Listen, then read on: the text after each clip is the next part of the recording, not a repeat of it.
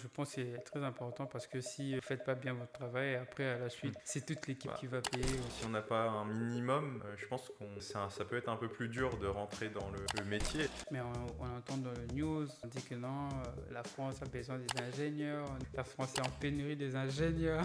En quatrième année, c'était compliqué les cours.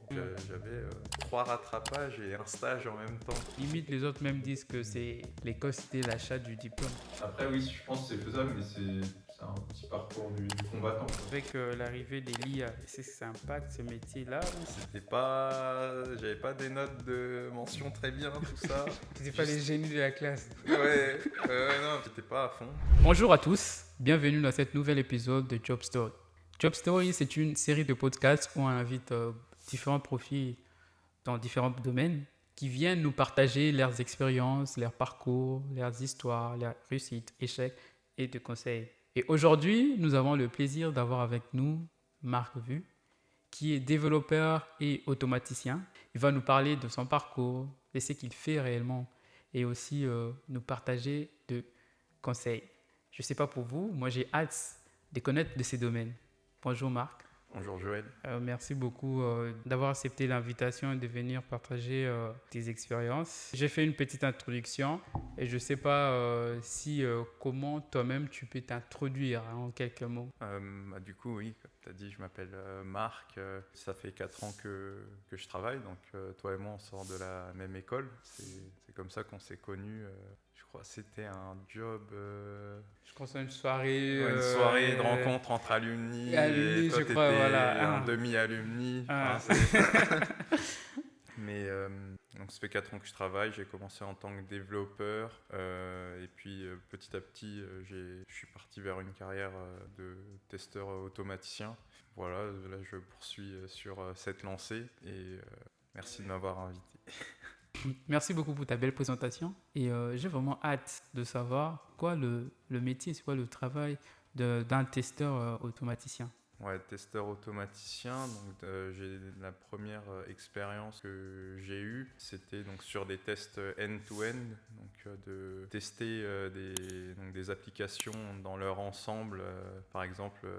On fait un parcours utilisateur qu'on vient enregistrer, qu'on vient rejouer. Ça peut être des parcours très longs, donc d'une quarantaine de minutes, des tonnes d'actions, parce que parfois le testeur, le développeur, lui, il ne vient que tester son petit bout. Il ne va pas voir ce qu'il fait dans l'ensemble de l'application. Et c'est là où on fait nos tests de non-régression pour toujours vérifier que le système marche aussi bien qu'avant, qu'il n'y ait pas de bug qui a été introduit.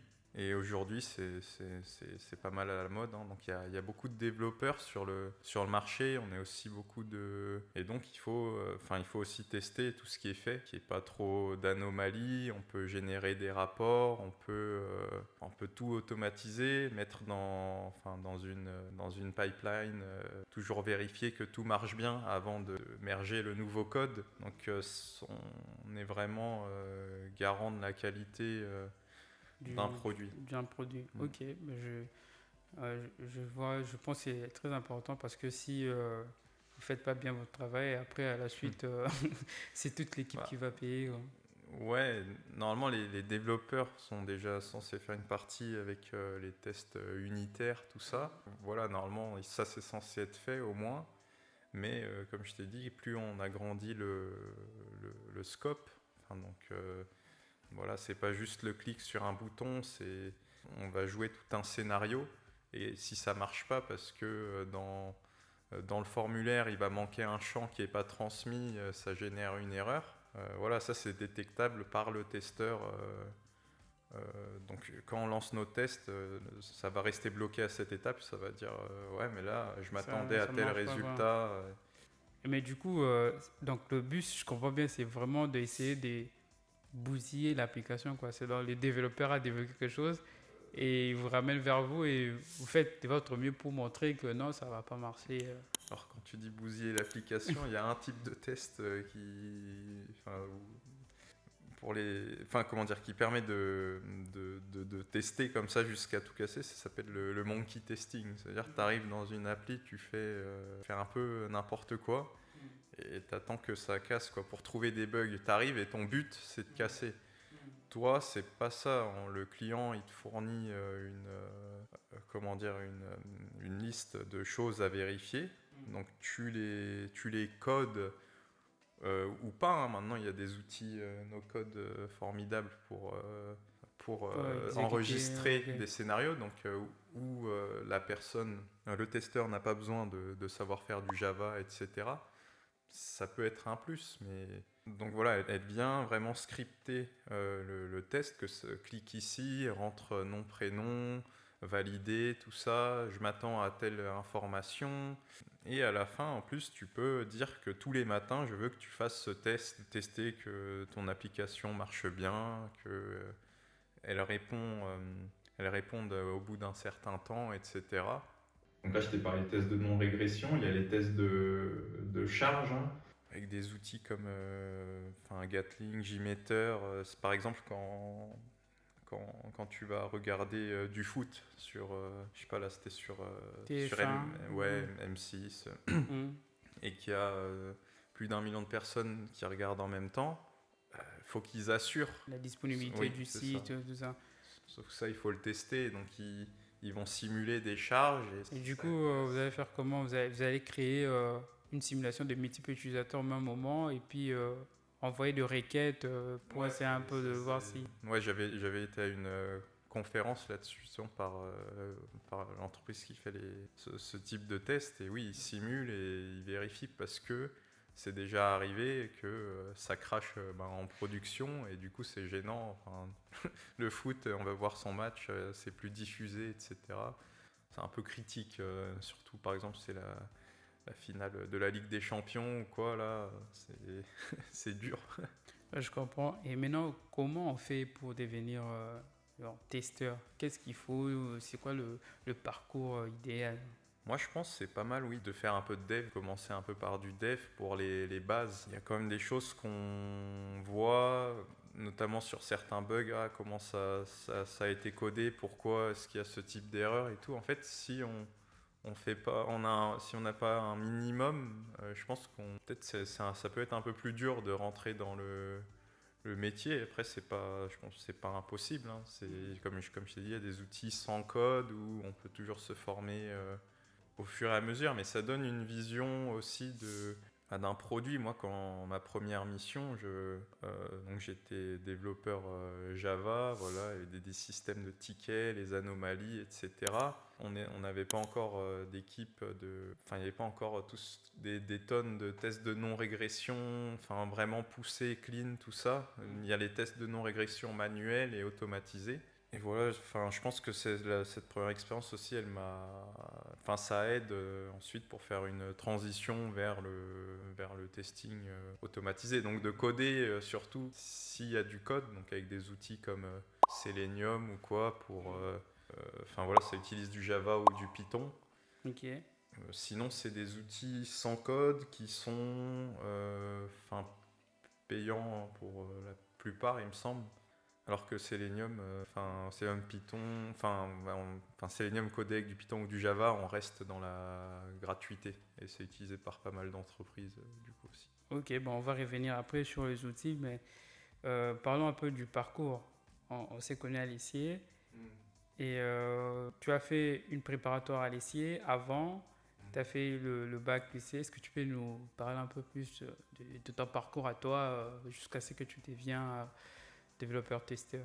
Ouais, donc j'étais au lycée, j'avais pas des notes de mention très bien, tout ça. Tu n'étais pas les génies de la classe. Ouais, non, j'étais pas à fond. Après oui, si, bien sûr, j'ai obtenu mon bac, sinon j'aurais pas pu être à l'école, enfin voilà, faire ma scolarité. J'ai passé le concours, je l'ai eu. J'aurais pu le passer à l'ESSIer, mais non, je savais pas, donc je suis allé à Paris là, tôt le matin pour le passer. Et aussi pourquoi je l'ai fait, parce que mon prof de maths du lycée, il m'a dit si tu veux faire une prépa, comment dire, je sais pas, les prépas classiques, je pense que tu connais le 2 ans, beaucoup de maths, de physique. Toi, t'avais pas envisagé ça? Non, moi j'ai pas fait prépa, moi j'ai fait une licence informatique. Ouais. Après, je joins l'école d'ingénieur. Moi, c'est école d'ingénieur. Moi, j'avais du coup, comment dire, il m'a dit, ouais, la prépa classique, c'est très compliqué. Parce qu'en fait, tu es face à toute la France, en fait, quand tu fais tes concours. C'est 2 ans ou 3 ans si tu veux refaire un tour. Mais c'est beaucoup de stress et tout. Et donc, il m'a dit, ouais, je te déconseille, va dans un truc où c'est un peu tracé, quoi. Et donc, j'arrive à l'essier, voilà. Tu fais du théâtre au début, je sais pas. Non, toi, t'as pas eu ça du coup. Non, moi, Ouais. je T'es arrivé en troisième. Ouais, en Ouais, pour se quatrième. connaître. Voilà, ça a cassé un peu le. C'était un peu nouveau, quoi. Il y a le week-end d'intégration aussi qui est sympa. Et voilà, après, j'ai poursuivi mon chemin. Je sais qu'elle est ingénieur. Ouais. T'as fait une spécialité en informatique? Ouais, à l'ICI, ouais. Informatique le plus général possible, en fait. Même là, en fait, il y avait. En informatique, c'était informatique, data, et il y avait cybersécurité. Mais je pense, ouais, j'étais trop. Je voulais pas me fermer de porte, tu vois, et du coup. Parce que c'était quand même spécialisé, la data, et quand tu fais de l'informatique, en vrai, tu peux faire de la data et de la cyber si tu te penches ouais. vraiment. Même le Mais là, développement, ouais. on prenait. C'est vrai que des fois, c'était costaud les cours qu'on avait. Donc là, je vais pouvoir répondre à ta partie un peu sur les réussites et les échecs. Mais en quatrième année, ouais, c'était compliqué les cours. Donc j'avais 3 rattrapages et un stage en même temps. Là, je fais, c'est tendu. En fait, il m'en fallait 2 sur 3 des rattrapages pour passer. Voilà, je travaille, je vois les autres, ils partent en vacances et tout. Je fais, mais si seulement j'avais travaillé, etc. Mais j'étais pas en forme. Et donc oui, j'ai dû travailler à ce moment-là. Du coup, vraiment, j'ai eu la chance d'avoir 2 sur 3 rattrapages et la validation d'un stage de recherche. J'avais fait sur Waze. Enfin, je l'avais eu comme ça grâce à un prof de l'école. Enfin, j'ai eu d'anciens étudiants aussi. C'est le stage quatrième année n'est pas évident à Ouais, c'est obtenir, à pas avoir aussi. évident. Y a rien Surtout qui est que évident. je me rappelle, c'est 2 ou 3 Ouais, mois. ouais, c'est. Ouais, Ouais, les mais en- du coup, en recherche, ça passe parce que c'est pas l'argent, c'est pas le plus important. Alors qu'une entreprise, ouais, c'est plus compliqué. Moi, c'était dans un labo Ouais, de parce que recherche. les entreprises, souvent, ils aiment bien les gens qui vont faire 5 mois, 6 mois. Quand tu leur dis, tu veux faire 3 mois, ok. Mais tu résumes comment ton expérience à l'essier. C'était bénéfique ou tu trouves, c'était pas intéressant, c'était vendu parce qu'il y a des gens qui disent que, comme quoi, ils ont vraiment euh, pris l'expérience, la main sur le métier dans le monde professionnel, qu'à l'école, ça les a pas vraiment aidés. En quelque sorte, limite, les autres même disent que l'école, c'était l'achat du diplôme, quoi. En fait, ça dépend. On a des étudiants qui ont eu on choisit ces stages, on les cherche en tout cas très, très, très, très, très fort. Il y en a qui veulent certains stages. Je sais pas, les plus beaux, ça va être chez Meta ou ils ont été décrochés. Et il y en a d'autres, ils ont un stage, même quand ils doivent avoir trouvé le stage, ils le trouvent pas, donc ils doivent rechercher l'année prochaine. Ça, c'est pas généralisable, quoi. Donc, en fait, soit tu décides enfin, on t'enseigne des choses et tu décides de les mettre à ton profit pour ton avenir. Parce que bon, en entreprise, c'est quand même, c'est un peu un autre monde. Soit tu te dis, ouais, moi, je suis là pour le diplôme et tout, le papier. Après, je me casse, quoi. Après, basta. Mais non. Et ça, c'est pas le meilleur plan. Ouais. Ok. Après, ça reste important d'avoir un diplôme. Bah ouais, c'est ça la preuve. Quand tu dis, bah, je suis développeur, bah, c'est où la preuve? Après, ils peuvent te faire un test technique, mais avant, ils veulent voir que Ouais. moi, tu as un diplôme, tu as ceci. Après, pour finir avec les questions reliées à l'essier, ben, j'ai remarqué que tu es trop, je peux dire, investi dans des événements, des alumines. Des fois, même avec ton Oui. entreprise, tu pars dans du job dating à l'essier, tu représentes ton entreprise. C'est vraiment important pour toi de pouvoir aider la génération à venir. Qu'est-ce qui tu sens comme si t'es lié un peu avec l'essier. Ouais, bah du coup, quand je t'ai croisé, toi par exemple, j'étais en mode, mais le gars il a un CV de ouf et il galère, je comprends pas. Euh, J'ai vu pas mal. Je sais pas, il est de ta promo aussi, chaque Tivel ou quoi? non, lui, il était Un une peu en année dessous. après, hein, après moi, oui. Enfin, ouais, que même avec des très hauts niveaux, comment dire, ça restait compliqué.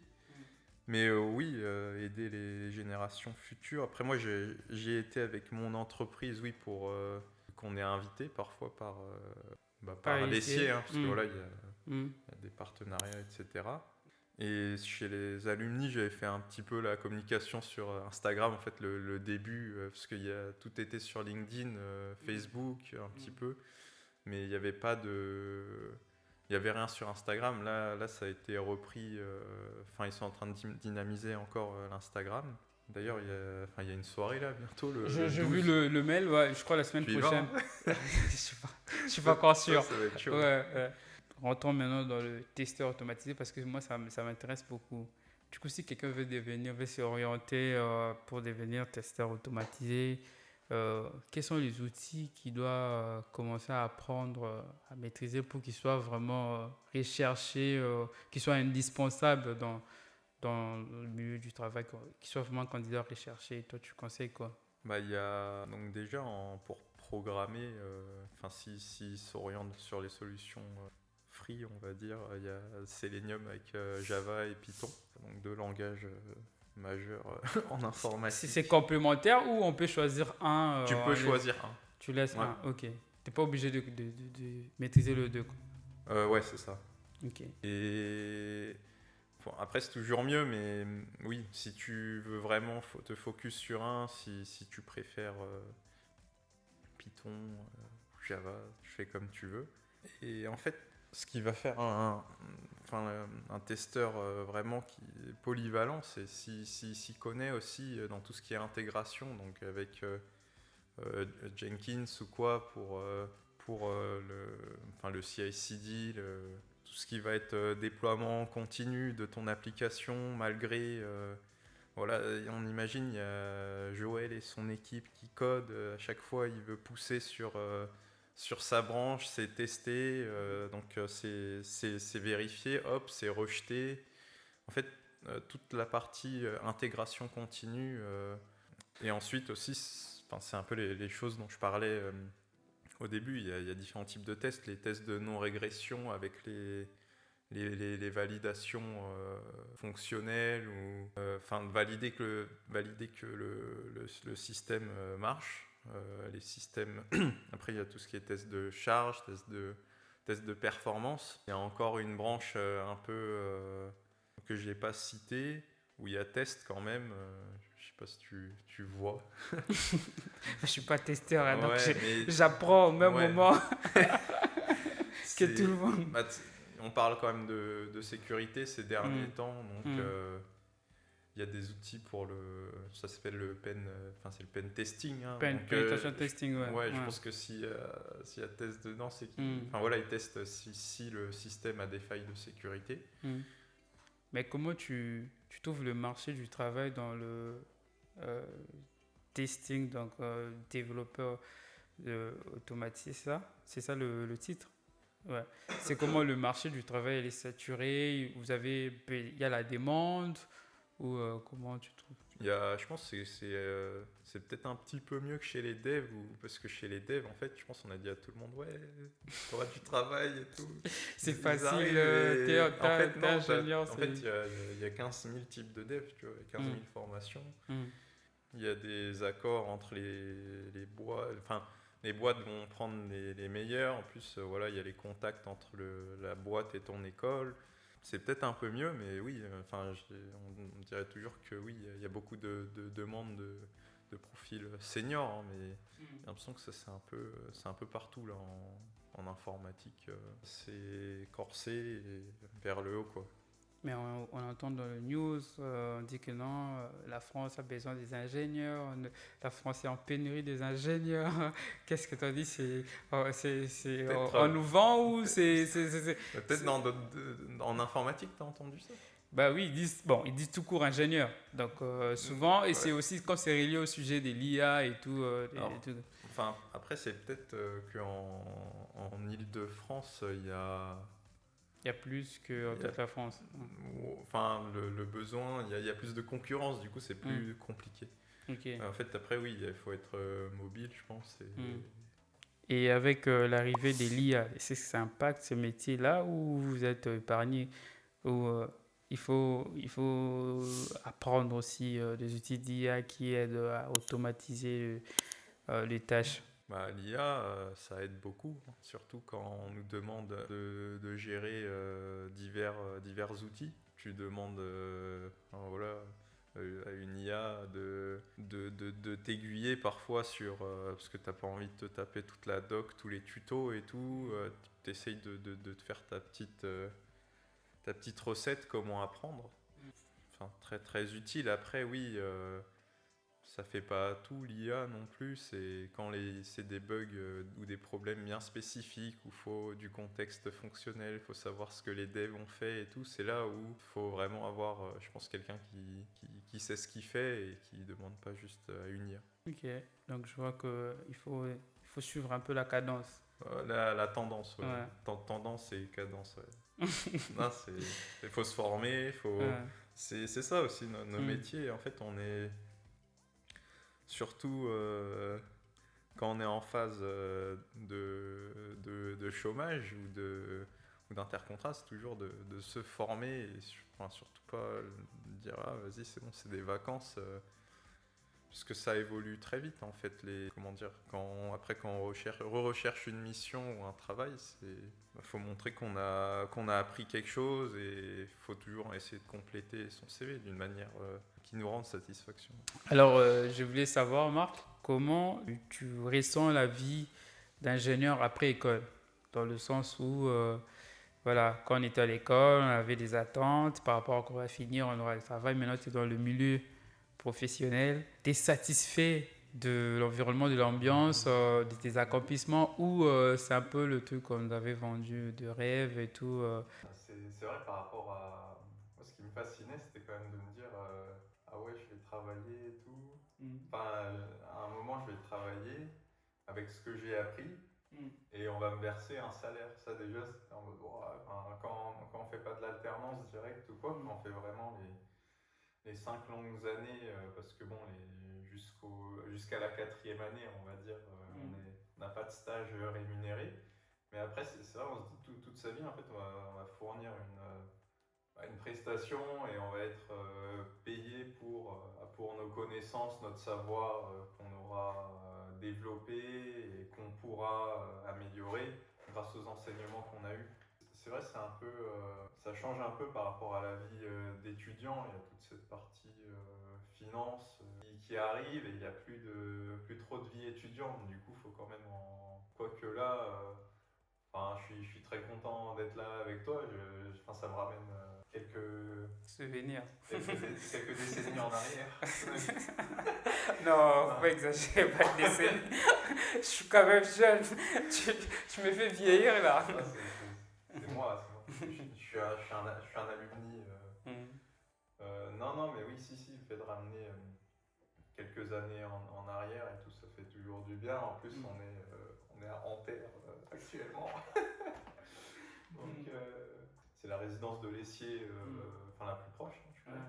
Voilà, donc comment le changement de mode de vie étudiant, donc tu as l'habitude de bosser avec tes amis, du coup tu changes, tu pars maintenant bosser avec des gens que tu ne connais pas. Des fois, il y a des gens qui se retrouvent dans un milieu où la team et son équipe ils sont sympas, bien l'ambiance, ils ne s'ennuient pas, mais il y a d'autres, ils ont un peu le truc, surtout qu'avec des collègues, vous vous retrouvez pas plus. Les rendez-vous, c'est devenu, faut se fixer un mois en avance. comment ces chocs-là, je ne sais pas si je peux appeler ça choc, mais ces changements de mode de vie, comment tu l'as vécu en quelque sorte? Choc des ingénieurs, choc, je sais pas, de la vie active. Voilà, des changements de mode de vie d'étudiant, ingénieur à l'école et puis C'est vrai, des fois on donne professionnel. rendez-vous, on décale. Enfin, c'est-à-dire que que même le rendez-vous prévu, il est décalé. Donc à la fin, ouais, des fois tu peux perdre de vue quelqu'un. Toi, je sais pas, je t'ai vu une fois, après hop, un an s'est passé parce que si je venais de voir, je faisais ouais, Joël, maintenant c'est comment et tout. Après, ouais, t'as trouvé, super, vas-y, viens, on va manger. Ça s'est fait vite, c'est pas comme ça avec tout le monde. Il y en a, ils ont une vie plus chargée, ils sont claqués après le boulot, etc. Et du coup, si y a une personne qui veut faire le même chemin, il veut devenir développeur automaticien, ça, de test, testeur, si je peux dire. Je ne sais pas si... Testeur automaticien. Testeur automaticien. Si c'est pareil avec software testing, c'est ça? Automated software testing. Ah, c'est ça, il y a l'automatisation comme qui... Enfin, c'est pas pareil, sinon tu peux tester, tu peux être testeur manuel, testeur automaticien. Ok. Et du coup, si quelqu'un veut faire ces métiers-là, qu'est-ce que tu lui conseilles en termes déjà de parcours, de formation, de préparation, de conseils que toi tu aurais aimé avoir ou tu aurais aimé que les gens te disent pendant que tu avais commencé ce chemin? Déjà, il y avait tout ce qui était informatique que j'aimais bien. Et le fait d'être, comme j'ai expliqué un peu avant, d'être dans une école d'ingénieur une école un petit peu suivie, c'est pas trop la fac non plus, la fac je connais pas. J'ai pu éviter la prépa classique, où c'est quand même, qui est un milieu complexe, traite beaucoup de travail, beaucoup de pression, les concours, tout ça, beaucoup de concours présentés après 2 ans. Nous, c'est présenté directement après le bac. Donc, oui, donc, une école d'ingénieur avec un parcours d'informatique généraliste. Après, j'imagine, il y en a plusieurs, je pense, en fonction des spécialités, etc. Voilà, moi, à l'Essier, on a quand même une belle scolarité. Prof au top, etc. Et tu penses que quelqu'un doit seulement faire l'école d'ingénieur pour y arriver là, ou bon, ils peuvent se former sur un autodidacte et puis y arriver? Du coup, il a déjà un bagage. Il a un bac, juste un bac, et puis il va se lancer. Ta question, c'est le self-made tester. Voilà. S'il a une bonne connaissance, s'il a déjà cette philosophie d'apprendre par lui-même, etc., de pouvoir se débrouiller, il peut, il paye ses Udemy, je lâche des noms comme ça, mais je pense qu'il y a des bonnes formations. Je sais pas aussi si les gens ils connaissent des plateformes comme Cursor qui codent vraiment à la place. C'est drivé par un prompt toujours et c'est très costaud. Et je pense que c'est faisable. Après, il y a des certifications à passer pour se donner une crédibilité. C'est ça, je pense, la difficulté des jeunes aujourd'hui, c'est de se donner une crédibilité sur le marché de l'emploi. Quand on met plusieurs CV à côté, faut dire, faut qu'on ait déjà de l'expérience quand on rentre sur le marché.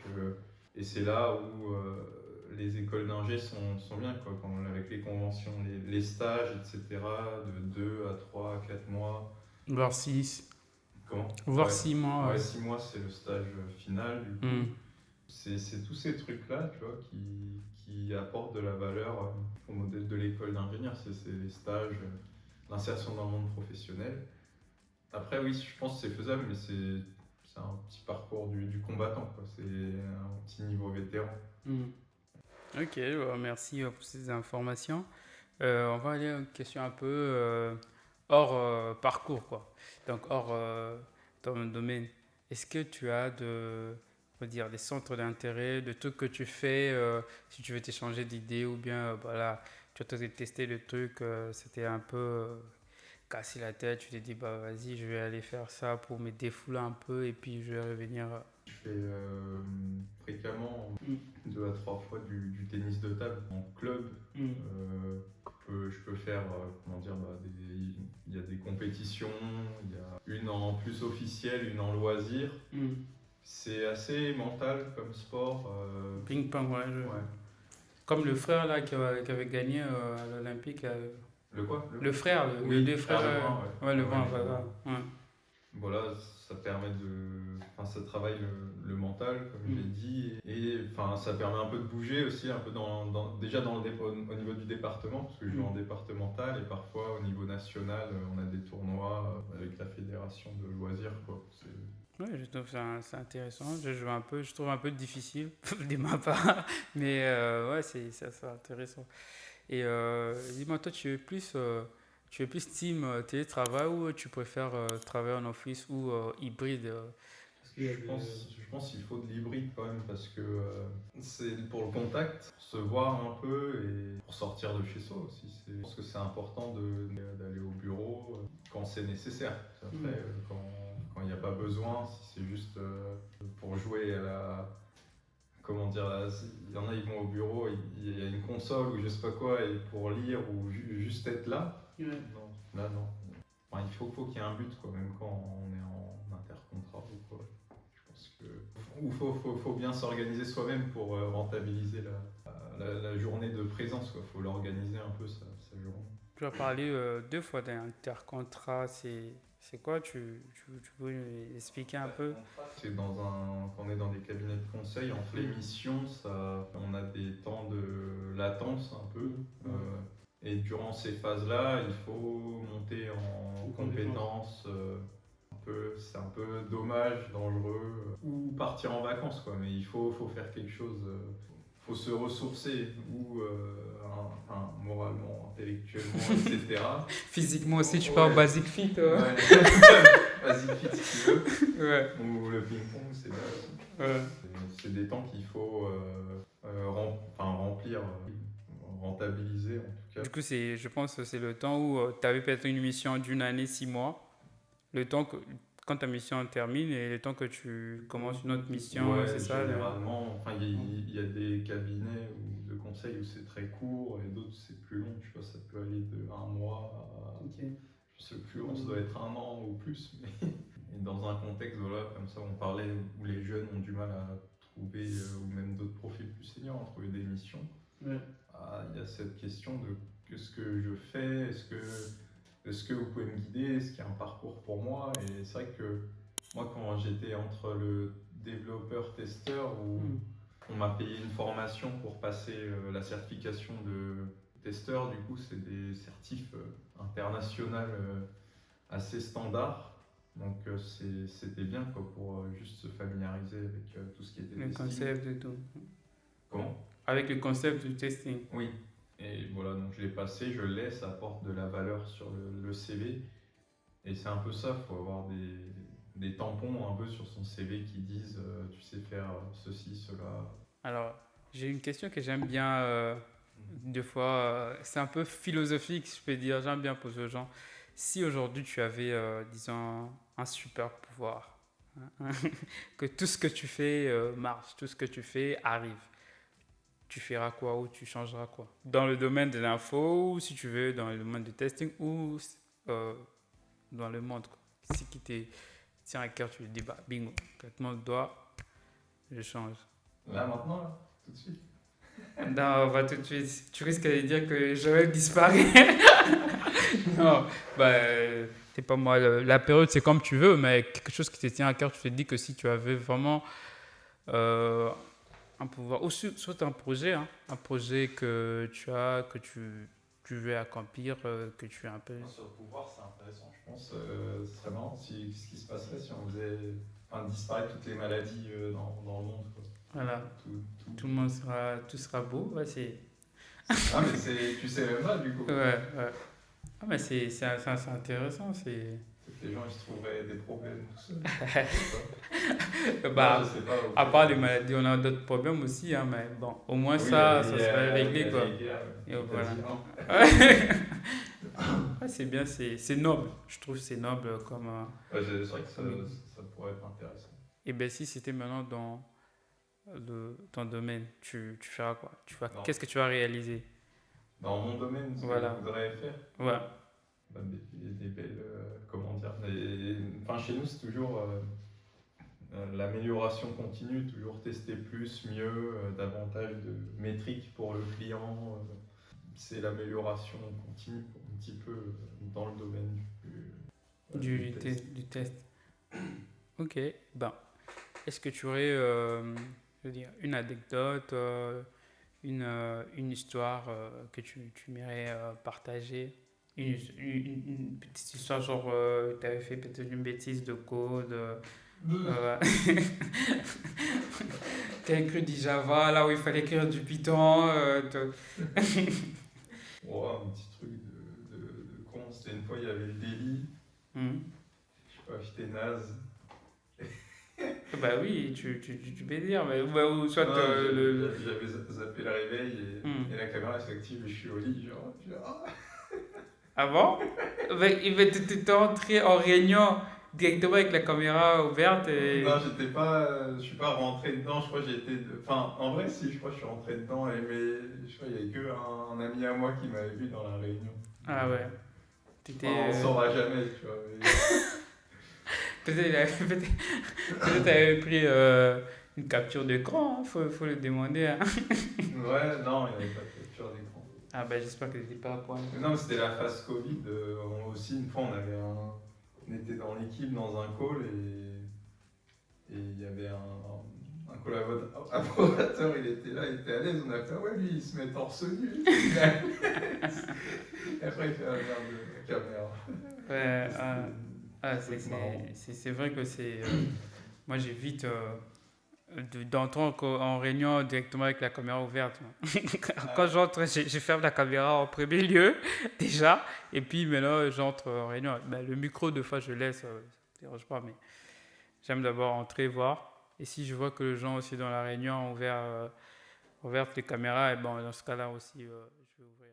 Encore une fois, merci beaucoup à Marc pour ta disponibilité. Et merci à tous d'avoir suivi cet épisode jusqu'à la fin. Si ce concept vous plaît et si cet épisode vous a plu, supportez-nous en likant cette vidéo, en s'abonnant et aussi partagez la vidéo à vos proches qui pourront être intéressés à ces métiers ou qui veulent découvrir d'autres métiers. Merci beaucoup. À très bientôt pour le nouvel épisode de Job Story. Ciao.